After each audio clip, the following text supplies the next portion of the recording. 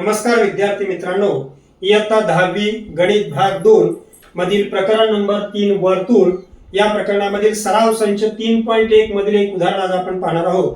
हे उदाहरण बोर्डाच्या परीक्षेला 3 मार्काला विचारतात. काय दिले पहा उदाहरण विद्यार्थी मित्रांनो. तर एक आकृती दिली आपल्याला, या ठिकाणी ओ केंद्र असणारे वर्तुळ दिले. काय दिले पहा, रेख आर्यम रेषाखंड आर्यम आणि रेख आर्यम आणि रेख आर्यन हे केंद्र ओ असलेल्या वर्तुळाचे स्पर्शाखंड आहेत. हे दोन स्पर्शाखंड दिलेले आहेत. तर रेख ओ आर हा मधला रेषाखंड, रेख ओ आर हा कोन एम आर एन आणि कोन एम ओ एन या दोन्ही कोणांचा दुभाजक आहे हे सिद्ध करा.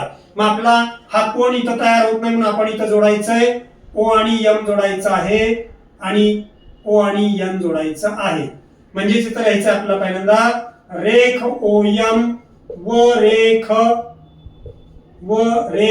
ओ एन काढा किंवा जोडा. आता हे जोडल्यामुळं आता ही झाली वर्तुळाची त्रिज्या आणि ही स्पर्शिका आहे. मग त्रिज्या ही स्पर्शिकेला लंब असते म्हणजेच हा कोन 90 अंशाचा. ही त्रिज्या स्पर्शिकेला लंब असते म्हणून हा कोन 90 अंशाचा. म्हणजेच इथं लिहायचं आपला कोन ओ एम आर बरोबर 90 अंश आणि कोन ओ एन आर बरोबर सुद्धा 90 अंश. आणि याला कारण द्यायचं आपल्याला दोघांसाठी कारण स्पर्शिका त्रिज्या प्रमेय. स्पर्शिका त्रिज्या प्रमेय हे स्पर्शिका त्रिज्या प्रमेयानुसार हे दोन कोन 90 अंश असतात. आता आपला हे दोन कोन आपल्याला काय कोन एम आर एन हा ओ आर चा दुभाजक दाखवायचा आहे. म्हणजे हा कोन आणि हा कोन सारखा दाखवायचा आहे. तसाच हा आणि हा कोन समान दाखवायचा आहे.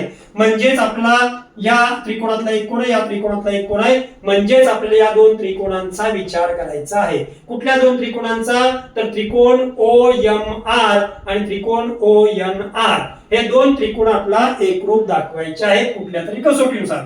मग इथे लिहायचं आपल्याला त्रिकोण ओ एम आर व त्रिकोण ओ एन आर मध्ये या दोन त्रिकोणांचे आपला 3 घटक आपल्याला एकरूप दाखवायचे आहेत. बाजू आणि कोन पैकी काहीतरी 3 घटक, तेव्हा हे दोन त्रिकोण एकरूप होतील. आता या दोन त्रिकोणामधलं बघा, या त्रिकोणातला हा कोन 90 अंशाचा, या त्रिकोणातला हा कोन 90 अंशाचा. म्हणजेच कोन ओ एम आर एकरूप कोन ओ एन आर हे आपल्याला दिलं इथं प्रत्येकी 90 अंश, प्रत्येकी काटकोन किंवा प्रत्येकी 90 अंश, प्रत्येकी 90 अंश. आता एक झाला घटक. आता या त्रिकोणातली ही वर्तुळाची त्रिज्या, ही वर्तुळाची त्रिज्या आहे. त्रिकोणाच्या वेगवेगळ्या बाजू आहेत म्हणजेच त्रिज्या एकरूप असतात एकाच वर्तुळाच्या. दुसरा घटक मिळेल आपला ओ एम एकरूप ओ एन. याला लिहायचं आपलं कारण एकाच वर्तुळाच्या काय विद्यार्थी मित्रांनो, एकाच वर्तुळाच्या त्रिज्या. एका वर्तुळाला अनेक त्रिज्या असतात, सर्व त्रिज्या एकरूप असतात. आणि तिसरा घटक म्हणजे या दोन त्रिकोणातली ही बाजू सामायिक आहे बघा. म्हणजेच ओ आर एकरूप ओ आर याला कारण द्यायचं आपला सामायिक बाजू. दोघांचीही ती सामायिक बाजू आहे म्हणून ते एकरूप. म्हणजेच या त्रिकोणाचे 3 घटक या त्रिकोणाच्या 3 घटकाचे एकरूप झालेले आहेत म्हणून हे दोन त्रिकोण एकरूप होतील. म्हणून त्रिकोण ओ एम आर एकरूप त्रिकोण ओ एन आर. आणि याला आपल्याला कसोटी लिहायची, कुठली तरी एक कसोटी लागू पडते. पहा, दोन बाजू एकरूप आहेत आणि एक कोण एकरूप आहे म्हणजे बाजूबा कसोटी लागू पडते का बघा.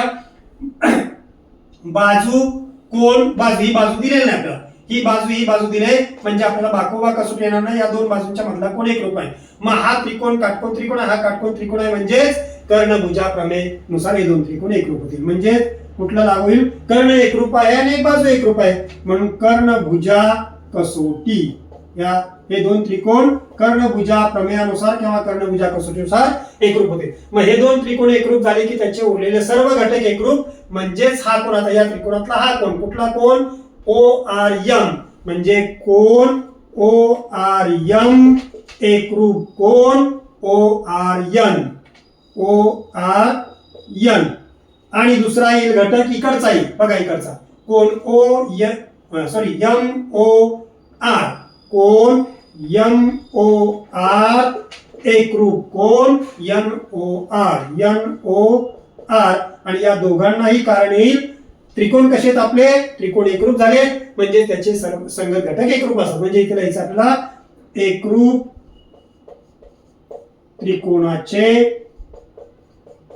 त्रिकोणाचे संगत कोण आहेत एकरूप दोन त्रिकोण एकरूप झाले त्याचे संगत घटक एकरूप असतात मग आता हा कोण आणि हा कोण एकरूप झाला हा कोण आणि हा कोण एकरूप झाला म्हणजेच हा जो रेषाखंड आहे रेख ओआर हा या कोणाचा कुठल्या एम आर एन आणि एम ओ एन चा दुभाजक होईल म्हणून लिहायचं आपल्या इथं म्हणून रेख ओ आर हा कोण एम आर एन आणि कोण एम ओ एन या दोन्ही कोणांचा काय झाला दुभाजक आहे दुभाजक म्हणजे दोन समान भाग करतो दुभाजक आहे धन्यवाद